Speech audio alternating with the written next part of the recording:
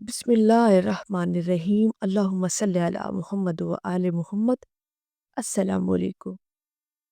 दरूद शरीफ और इस्तग़फ़ार दोनों का जो ज़िक्र है, इसका जो असर आपकी लाइफ पर होता है, आप उसका वहमो गुमान भी नहीं कर सकते। देखें, अल्लाह रब्बुल इज़्ज़त ने कुरान पाक में इरशाद फरमाया है कि बेशक दिलों का सकून अल्लाह के ज़िक्र में है। अब सबसे बड़ा सुकून का जो हल है और जो सुकून के लोग मुतलाशी हैं, उन लोगों के लिए अल्लाह पाक ने कुरान पाक में फरमा दिया कि अल्लाह के ज़िक्र में दिलों को सुकून मिलता है। इस्तग़फ़ार का और तौबा करने का भी अल्लाह पाक ने कुरान पाक में बारहा इरशाद फरमाया। दुरूद पाक पढ़ने का भी अल्लाह पाक ने कुरान पाक में हुक्म फरमाया अपने मोमिनों को। तो जिन अज़कार का ज़िक्र अल्लाह पाक ने कुरान पाक में इरशाद फरमा दिया, अपने बंदे को हल भी साथ बता दिया, ये भी बताया कि सुकून मिलता है अल्लाह के ज़िक्र से और किन कौन से अज़कार करने चाहिए वो भी अल्लाह पाक ने कुरान पाक में फरमा दिया। अल्लाह पाक ने खुद वज़ीफ़ा भी बता दिया, दुरूद पाक का और इस्तग़फ़ार का। तो जो लोग इन 2 तस्बीहात को अपनी ज़िंदगी में शामिल करते हैं, फिर उनके कोई मसले मसाइल जो कि हल न हो रहे हों ज़िंदगी के अंदर, फिर वो चुटकियों में हल होते हैं। और यकीन करें कि इसमें कोई दूसरी राय भी नहीं है।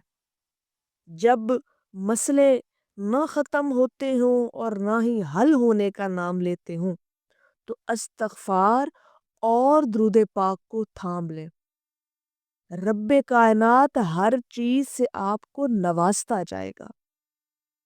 और इस्तग़फ़ार तो हर हाल में हमें करनी चाहिए। देखें, अगर हम अपने आमाल पे नज़र दौड़ाएँ, तो क्या लगता है हमें कि हमारे आमाल इस कदर या इस काबिल हैं कि हम अल्लाह के रूबरू सुरखरू हो सकें? नहीं है। हर वक़्त अल्लाह की ज़ात से डरें, हर वक़्त अल्लाह की ज़ात से डरें। और तौबा इस्तग़फ़ार तो लाज़मी करनी चाहिए ना। सुबह शाम इस्तग़फ़ार तो हर हाल में अल्लाह की बारगाह में ज़रूर करें। ऐसा ऐसा वज़ीफ़ा है ये इस्तग़फ़ार का। अस्तग़फ़िरुल्लाह रब्बी मिन कुल्ली ज़म्बी व अतूबु अलैहि। क्या सुबहान अल्लाह! और दुरूद पाक जो है, फिर उसकी तो बात ही निराली है ना इस वज़ीफ़े की। बैक वक़्त महबूब और मुहिब का दोनों का ज़िक्र आ जाता है। खालिक़े कायनात का भी और उसके महबूब का भी। तो वो तो बहुत ही एक आलीशान इबादत है ना दरूद पाक।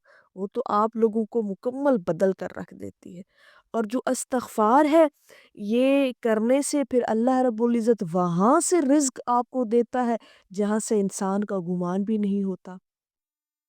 रिज़्क के दरवाज़े खुल जाते हैं और बहुत सारे आपके मसले मसाइल जो हैं, जो दुनियावी मसलों में आप लोग फँस जाते हैं, आज़माइशें आ जाती हैं, मुसीबतें आ जाती हैं, तो उनके लिए तो फिर इस्तग़फ़ार से बड़ा वज़ीफ़ा ही कोई नहीं है।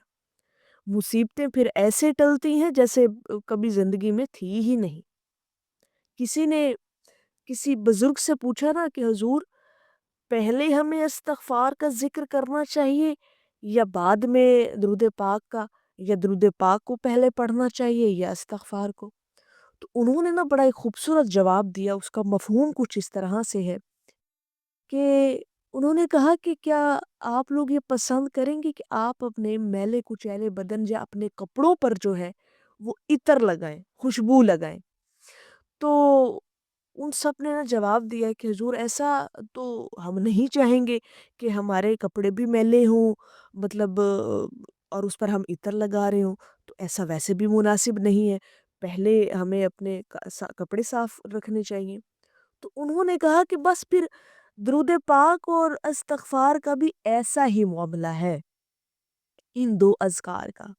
और वो ये कि पहले आप इस्तग़फ़ार से अपनी रूह को पाकीज़ा कर लें।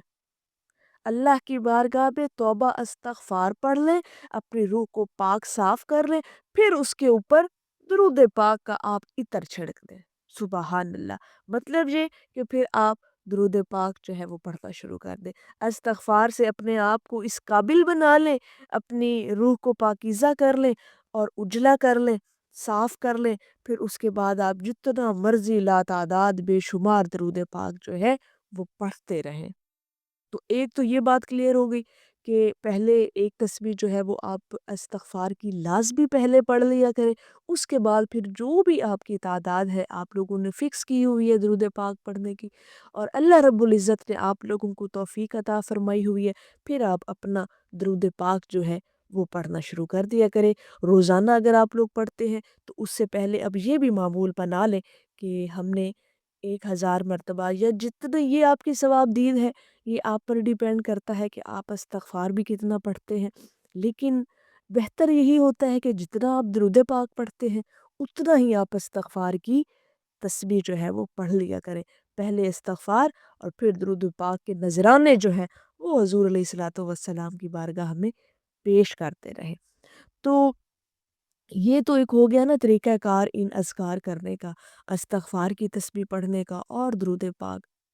تو اب اگلی بات یہ ہے کہ جن کی زندگیوں میں استغفار بھی شامل ہو جاتا ہے، درود پاک بھی شامل ہو جاتا ہے، اب اس کو ٹینشن اور فکر اور غم کس بات کا ہے؟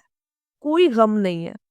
یقین کریں کہ اتنا سکون ملتا ہے، اور اللہ رب العزت کی بارگاہ میں جو آپ استغفار کرتے رہتے ہیں، ساتھ ساتھ اس کے محبوب کا ذکر بھی کرتے رہتے ہیں، تو پھر اللہ کی ذات تو آپ پر راضی ہی راضی ہے، پھر اللہ پاک کی رحمتیں آپ پر ہمیشہ برستی رہیں گی۔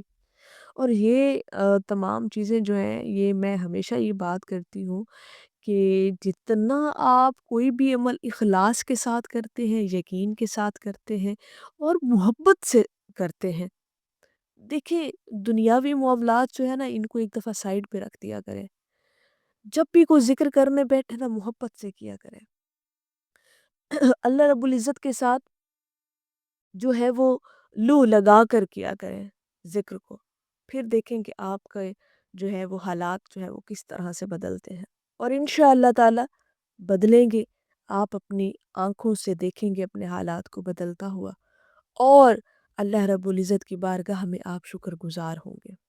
میری اللہ رب العزت کی بارگاہ میں دعا ہے کہ اللہ پاک آپ کو اور مجھے ہر وقت اور ہر سانس کے ساتھ اپنے نبی علیہ الصلوۃ والسلام پر درود پاک پڑھنے کی توفیق عطا فرمائے۔ آمین یا رب العالمین۔ اور آخر میں ہے کہ کرم کی بھیگ ملے تو حیات بنتی ہے، حضور آپ نوازیں تو بات بنتی ہے۔ ایک دفعہ محبت سے پڑھ لیجئے صلی اللہ علیہ حبیبہ محمد و آلہ وسلم۔